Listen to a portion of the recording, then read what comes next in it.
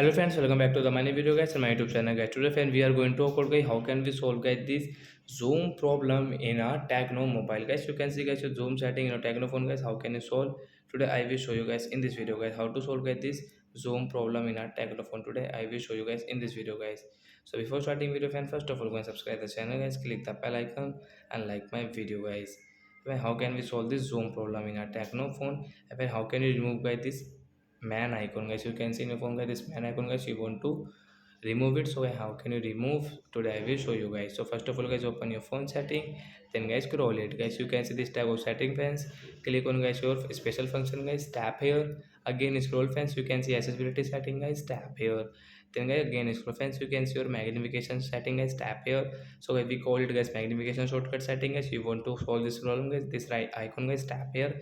This icon will remove on your screen guys, and then this setting will off, means this problem will solve in your Tecno phone guys. So are you friends who have understood how to solve magnification problem in a Tecno mobile? So that's it guys, thanks for watching the video, bye guys.